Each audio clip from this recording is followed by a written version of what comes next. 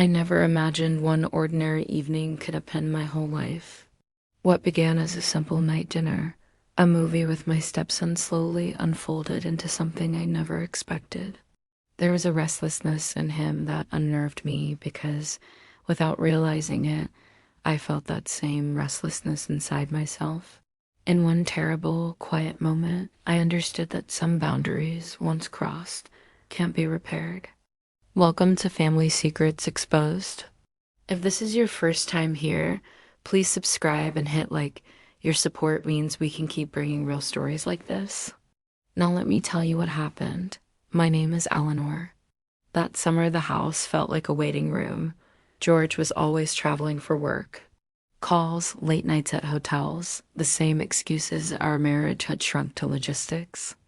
The nights were long, and silence became a roommate. Then Liam arrived. He wasn't a stranger, he was George's son from an earlier marriage. At 21, he was restless, polite, and trying to figure out the next step in his life. He stayed with us for a few weeks while he planned for college and jobs. At first, we were simply neighbors under one roof. Late night snacks, shared laughs over old films, morning jogs. Nothing about it screamed danger, not until it did. One evening, George called to say he'd be working away. I was on the couch with a glass of wine when Liam patted down in sweats, hair still damp from the shower. He sat across from me, quieter than usual, and there was a new intensity in the way he looked at me. "You look lonely," he said softly.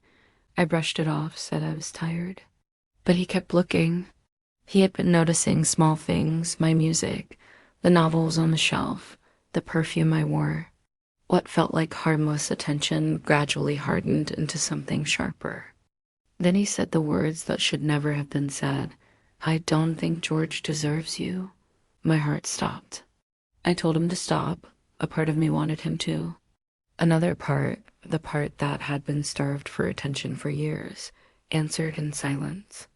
That night we talked until dawn, and the talk became confession. He spoke about not belonging, about pressure and comparison. I spoke about loneliness, about missing the person I once thought I was with. Walls fell. We let ourselves feel things we should have buried. When he reached for my hand, I didn't pull it away. When he whispered my name, my resolve wavered. And when we kissed, I didn't stop him. It was wrong, every instinct told me so, but in that moment nothing else seemed to matter. Morning brought the truth back with a weight that made me dizzy. Guilt filled the rooms where warmth had been the night before.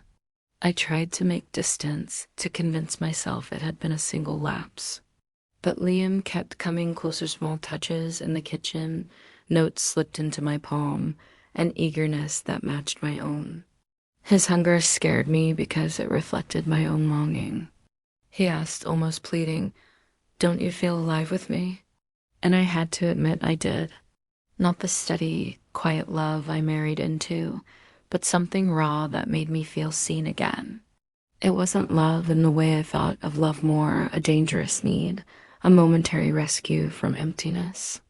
Now when I look back, I see how each stolen glance and whispered confession was a thread pulling apart the life I de-assumed was steady. Secrets don't stay hidden forever.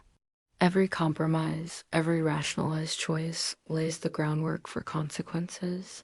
Maybe one day the truth will spill out.